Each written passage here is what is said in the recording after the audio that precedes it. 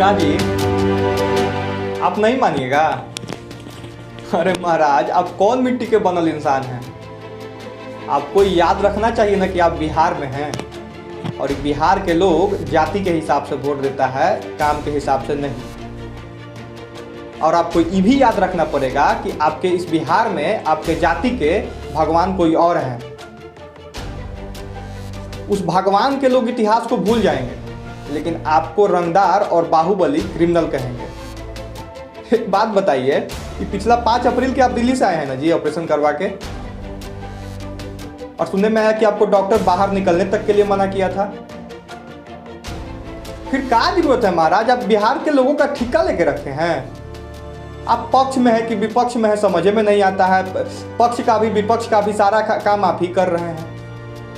कभी आप चमकी बुखार के पीड़ित परिजनों से मिलने चल जाते हैं, कभी आप पटना डूबा हुआ रहता है तो आधा आधा नाला में इतना डूब के फोटो दिखाई देता है आपका। कभी आप लॉकडाउन होने पे प्रवासी बिहारी मजदूरों को रुपया देते नजर आते हैं, और कभी इस भयानक स्थिति जिसमें लोग अपनी जान को बचाने के लिए क्या क्या नहीं कर रहे हैं, ऐसे समय में आप 10 बजे रात को पीएमसीएच तो कभी एनएमसीएच तो कभी बीटा तो कभी जहानाबाद दिखाई दे रहे हैं। यही नहीं, आप तो शमशान घाट पे को भी नहीं छोड़ रहे हैं महाराज, आप वहाँ भी दिखाई दे रहे हैं। नेता का काम यही है। अरे एसी वाला रूम में जाइए, आराम से बैठिए, हल्दी दूध पीजिए, इम्यूनिटी अपना मजबूत कीजिए, ऐश कीजिए। ये समय खत्म होगा, इलेक्शन आएगा, फिर अपना अपना जाति के नाम पर लोग वोट देगा। जनता थोड़ा याद रखता है। आपको लगता है कि जनता आपका किया हुआ काम को याद रखता है? अच्छा याद दिलवा दें आपको, बिहार विधानसभा चुनाव को याद कीजिए। पटना जब डूबा हुआ था तो आप इतना नाला में डूब के लोगों की मदद किए थे ना, किए थे कि नहीं किए थे? कितना वोट आया पटना से आपको? एक सीट पे आपको 400 से 500 वोट आया, 400-500 वोट के हकदार आप थे महाराज। और कोई नेता दिखा था पटना डूबा हुआ में? अच्छा एक वीडियो आपको दिखा रहे हैं, देखिए। अरे इधर आ जाइए सर, उधर देख रहे हैं, मानेंगे? अरे इधर आ जाइए सर, उधर देख रहे हैं, मानेंगे? देखिए इसमें आपका जो कैमरा लिए हुए आदमी है वो क्या बोल रहा है कि नहीं मानेंगे। मैंने आपके साथ रहने वाला लोग भी जान गया है कि आप नहीं मानिएगा। अरे मान जाइए, आग्रह है। यहाँ काम किया हुआ कोई याद नहीं रखता है। आपके साथ कुछ अनहोनी हो जाएगा ना तो लोग एक दिन सोशल मीडिया पर खाली पोस्ट करेंगे, दुख हुआ, श्रद्धांजलि, बस। आप उसी बिहार में हैं जहां के स्वास्थ्य मंत्री हॉस्पिटल में जाते हैं तो 3 घंटा पहले हॉस्पिटल का सारा कार्य बंद हो जाता है। कोई कितना भी सीरियस हो उसका इलाज नहीं किया जाता है। 5-5 डॉक्टर स्वास्थ्य मंत्री को पीपीई किट पहनाने में लग जाता है।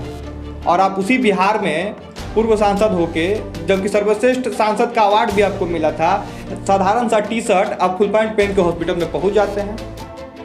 कि परसों चौथा रोज आपका लाइव देख रहे थे, उसमें आप कोरोना का जो मरीज है उससे डायरेक्ट बात कर रहे थे।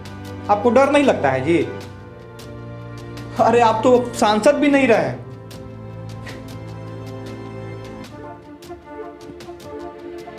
पता है जब आपका चर्चा गांव में बैठे लोगों के साथ करते हैं तो बूढ़ा बुजुर्ग लोग कहता है कि पप्पू यादव, ओ जो रंगदार थे, जो क्रिमिनल थे, जो बाहुबली थे, उन्हीं का बात कर रहे हैं। साला हम कंफ्यूज हो जाते हैं कि हम जिस पप्पू यादव को जानते हैं वही पप्पू यादव है या फिर दूसरा है।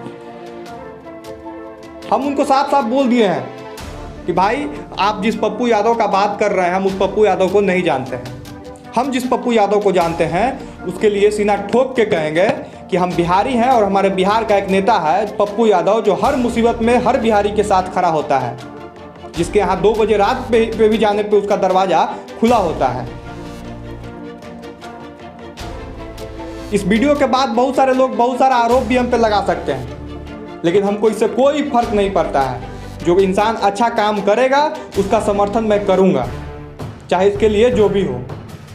और आप जिस तरह से लोगों की मदद कर रहे हैं, पक्ष और विपक्ष दोनों का फर्ज निभा रहे हैं, आपको मेरे तरफ से सैल्यूट है। जानते हैं समय का एगो बहुत ज़बरदस्त गुण होता है, अच्छा हो या बुरा बीत जाता है। ये समय बुरा है, ये भी बीत जाएगा, लेकिन जब भी भारत के इस महामारी का नाम आएगा, सोनू सूद और पप्पू यादव का नाम सबसे शीर्ष पे होगा। और हमें गर्व होगा, बल्कि हर बिहारी को गर्व होगा यह सुनकर कि हमारे बिहार का एक नेता था जो लोगों की मदद कर रहा था ऐसे समय में जब लोग अपने जान को बचाने के लिए क्या क्या नहीं कर रहे थे।